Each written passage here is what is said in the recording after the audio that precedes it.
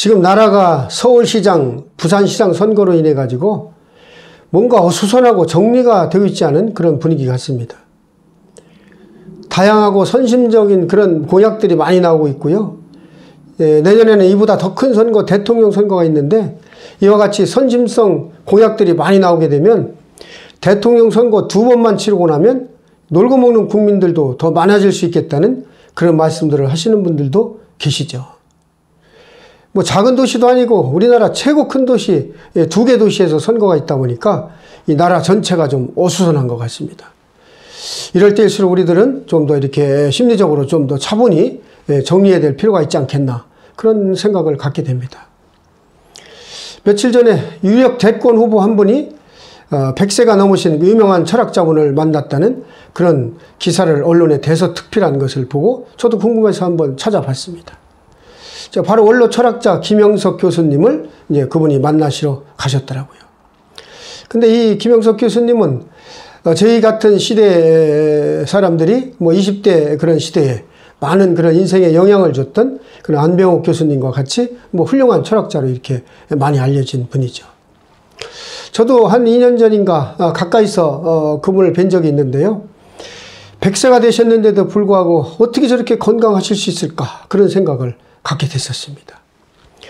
제가 15, 16년 전인가 그 뜸에 대가했던 구당 김남수 선생님을 뵙고 야, 나이가 90이 넘는데 어떻게 저렇게 허리도 꼿꼿하시고 건강하실까 이렇게 놀란 적이 있습니다. 근데 이 김영석 교수님 하시는 말씀이 뭐 건강 비결이 무엇이죠? 이렇게 많은 분들이 질문하시면 뭐 특별한 게 없습니다. 뭐 한 40년 정도 수영을 해왔고 뭐 걷기 운동이라든지 이런 거밖에 한 적이 없습니다. 그리고 특별히 건강 비법이라고 한다면 열심히 공부하고 메모하고 이런 거밖에 없다. 이런 말씀을 하셨다는 그런 기사를 제가 봤죠. 이분이 인생을 3단계로 나눠서 말씀을 하신 거를 봤는데요. 30세 이전, 그리고 30에서 60세까지, 그리고 60세 이후 이렇게 3단계로 나눠서 인생을 말씀을 하시더라고요. 30세 이전은 준비하는 기간, 뭐 공부하는 기간이고 30부터 60세까지는 이 준비했던 것을 가지고 일하는 그런 시간이었고 60세 이후, 70세 이후의 삶은 바로 나만의 삶, 나만을 위한 그런 진정한 삶의 시간이 되더라. 그래서 가장 보람있는 인생의 시기가 어느 시기였습니까? 이렇게 많은 분들이 물어보시면 그렇게 말씀을 하신대요.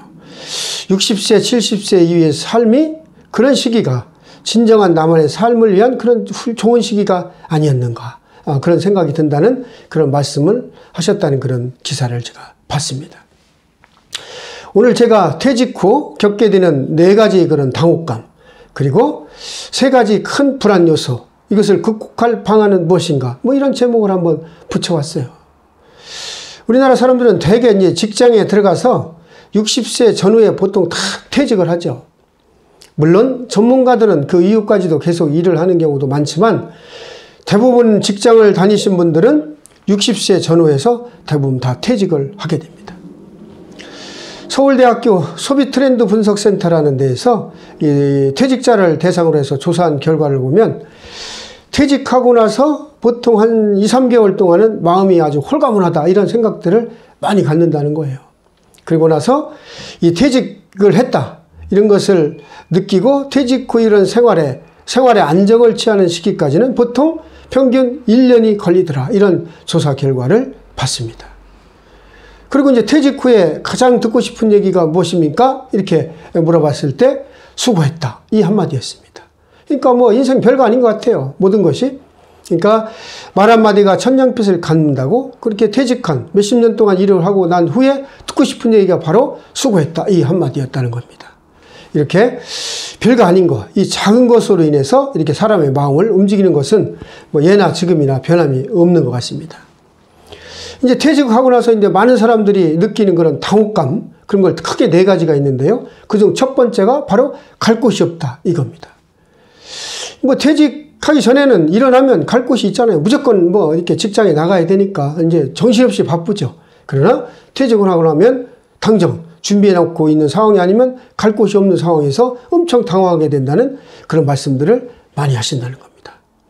그래서 퇴직 후에 내가 가야 될 곳, 내가 뭐를 해야 될 것인가 이런 것들을 계획하지 않으면 이런 큰 당황스러움에 접하게 되는 거죠.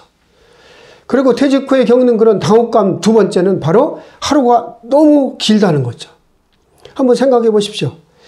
직장에 다닐 때에는 아침에 출근하기 바쁘죠. 출근하고 나면 바로 점심시간, 좀 있으면 퇴근 시간이고, 월요일인가 싶으면 벌써 주말이죠. 뭐 1년이 뭐 금방금방 가죠. 하루가 정신없이 갑니다. 그리고 이제 많은 분들한테 연락이 오거나 무슨 일이 있으면 너무 바쁘다고 그러고 이렇게 답변하기 바쁘죠. 그러나 퇴직하고 나면 이 하루가 할 일이 없으니까 너무너무 이제 길게 느껴진다는 것이죠. 그래서 이제 많은 분들이 지하철을 타고 지방에 내려가서 점심 식사를 하고 올라오고, 또 더운 여름 같은 때에는 순환선인 2호선을 타고 하루 종일 놀다가 집에 들어온다는 그런 말씀들을 하시는 분들도 계십니다. 이렇게 퇴직 후에 뭔가의 그런 준비가 없으면 하루가 너무 길게 느껴진다는 그런 당혹감을 느끼게 된다, 이런 말씀들을 하시죠. 그리고 이제 세 번째 느끼는 그런 당혹감은 바로 만날 사람이 없다는 거죠. 뭐 이렇게 남자들의 대부분의 그런 인간관계는 80%가 직장, 즉 일, 비즈니스로 이렇게 연결되어 있다는 그런 조사 결과가 있습니다. 그러나 이제 퇴직을 하고 나면 이런 비즈니스, 일과의 관계에서 다 벗어나는 거죠. 그리고 일로 만났던 사람들을 퇴직 후에 연락하기도 좀 그렇고, 또 만나고 나면, 한두 번 만나고 나면 별로 할 얘기가 없다는 거예요. 그래서 서로 이제 자격지심도 있고, 연락도 안 하게 되고, 그래서 점점 만나는 사람들이 없어진다. 이것이 참 당혹스럽다. 이런 말씀들을 하십니다. 그리고 이제 네 번째 느끼는 당혹감은 바로 이제 명함이 없어진다는 거죠. 한번 생각해 보십시오. 우리나라 사람들은 대부분 이제 직장을 다니면서 사람과 사람과의 첫 번째 대면했을 때 맨 먼저 하는 것이 명함을 건네주면서 서로 자기를 소개하고, 이것이 인간관계의 첫 단추인데, 이 나를 보여줄 명함이 없어졌다는 그런 당혹감에 굉장히 불안하고 심리적으로 이제 스트레스를 받는다는 그런 말씀들을 하십니다. 그래서 제가 이제 몇 번 말씀을 드린 적이 있습니다. 퇴직 후에도 나만의 명함, 고유의 명함을 만들어서 사용하는 것이 좋겠습니다.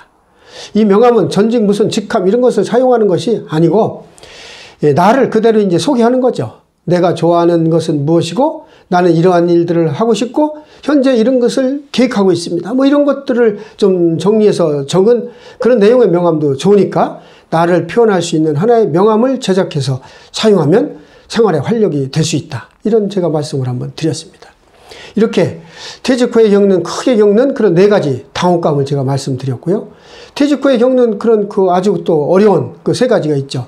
바로 이제 경제적인 돈 문제, 또 건강 문제, 그리고 그 외로움, 바로 이 고독이라는 거는 세 가지 이 문제에 대해서 직면하게 된다는 겁니다. 한번 퇴직 후에 이제 집에만 있다 보면 외롭고 만날 사람도 없고, 그러다 보면 이제 건강도 더 축나게 되고, 또 외로운 감정만 더 생기게 되고, 대인관계도 더 멀어지게 되고, 그러니까 여러 가지가 이제 복합적으로 이제 나쁜 상황으로 치닫게 되는 거죠. 그래서 이 모든 상황, 이런 당혹감의 그런 느낄 수 있는 그런 네 가지 경우, 그리고 퇴직 후에 겪는 그런 큰 세 가지 문제, 이런 것들을 해결할 수 있는 가장 큰 방법은 많은 사람들이 얘기했는데 딱 한 가지 방법밖에 없다. 이렇게 지적하고 있습니다. 그것이 바로 내가 할 수 있는 일을 만드는 것이다. 이렇게 지적들 하고 계시죠.